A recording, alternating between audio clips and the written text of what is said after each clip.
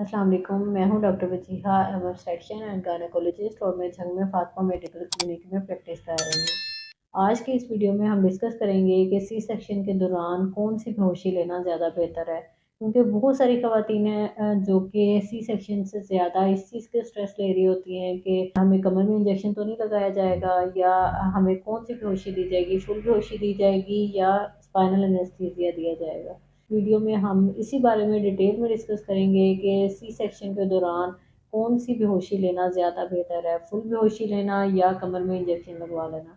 तो वीडियो के एंड तक लाजमी देखिएगा ताकि आपकी इस बारे में जो भी क्वेरी है वो सोल्व हो सके। और वीडियो स्टार्ट करने से पहले चैनल को सब्सक्राइब कर दें ताकि आपकी हेल्थ के रिलेटेड आपको ऐसी वीडियोस फ्यूचर में भी मिलती रहें।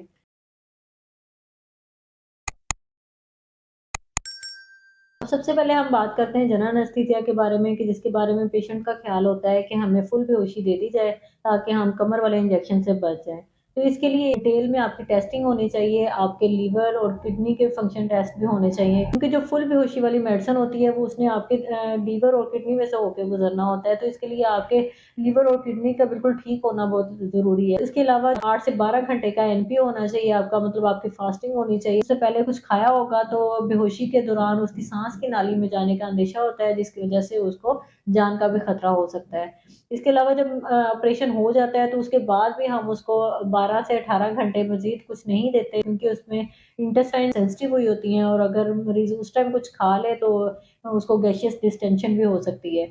तो इसके अलावा जिन मरीजों का बीपी हाई होता है उनमें भी हम फुल बेहोशी नहीं देते, क्योंकि फुल बेहोशी की जो मेडिसिन होती है उससे मजीद बीपी हाई होता है और पेशेंट की जान को खतरा हो सकता है। लेकिन जिन लोगों का हार्ट का इशू होता है या हार्ट का कोई मसला है तो उसमें हम फुल बेहोशी को प्रेफर करते हैं, क्योंकि स्पाइनल एनेस्थीसिया मजीद बीपी को लो कर देता है और एक ऑलरेडी एग्जॉस्टेड हार्ट जब मजीद पंप करना पड़ता है तो उसमें हार्ट जो है वो मजीद एग्जॉस्ट हो जाता है। फुल बेहोशी का बच्चे पर भी असर होता है, क्योंकि जब माँ को मेडिसिन दी जाती है फुल बेहोशी की तो वेन्स के थ्रू वो बच्चे तक भी पहुंच जाती है। तो बच्चे की भी एक बेहोशी वाली कंडीशन हो जाती है और उसको रिससिटेट करना आफ्टर बर्थ मुश्किल हो जाता है और उसकी क्राई भी डिलेड हो सकती है, जबकि स्पाइनल एनेस्थीसिया के केस में ऐसा कुछ नहीं होता। जनरल एनेस्थीसिया या फुल बेहोशी के लिए एक प्रॉपर मशीन का होना बहुत ज़रूरी है, जिसमें आपकी डिटेल मॉनिटरिंग होती है, बहुत ज़्यादा एक्सेसिव मॉनिटरिंग करनी पड़ती है। जबकि स्पाइनल एनेस्थीसिया की सूरत में ऐसा कुछ नहीं होता, उसमें बस एक टेक्निक होती है आपकी, आपने एक नीडल लेनी है, उसके अंदर आपने मेडिसिन फिल करनी है और ये रीढ़ की हड्डी के मोहरे होते हैं उनके दरमियान एक स्पेस होती है, उसके अंदर इंजेक्शन लगा देना है। तो इसमें बहुत ज़्यादा मॉनिटरिंग की ज़रूरत नहीं होती। कुछ लोगों की बहुत ज़्यादा मिथ है इस बारे में कि हमारी कमर में इंजेक्शन लगाया गया था और उसके बाद हमारी कमर में दर्द नहीं गई। तो उसके लिए मैं बताना चाहूँगी कि ये आपकी रीढ़ की हड्डी के अंदर इंजेक्शन नहीं लगाया जाता, बल्कि रीढ़ की हड्डी के अंदर स्पेस होती है, उसमें उसमें इंजेक्शन लगाया जाता है। स्पाइनल एनेस्थीसिया में पेशेंट जाग रहा होता है और अगर उसको कोई किसी भी किस्म का कोई मसला होता है तो वो बोल के भी बता सकता है कि मुझे ये मसला हो रहा है। और स्पाइनल एनेस्थीसिया में आपकी गट मोटिलिटी पर भी इतना ज़्यादा असर नहीं होता और 6 से 8 घंटे के बाद आपको खाना-पीना स्टार्ट करवा दिया जाता है।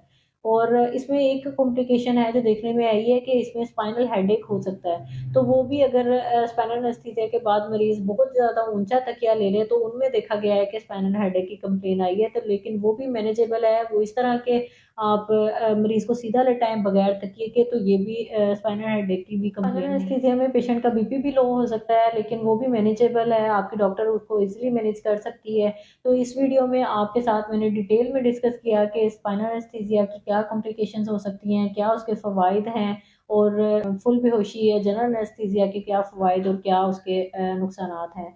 तो अब आपको मेरे ख़्याल में समझ आ गई होगी कि spinal anaesthesia is much better than general anaesthesia.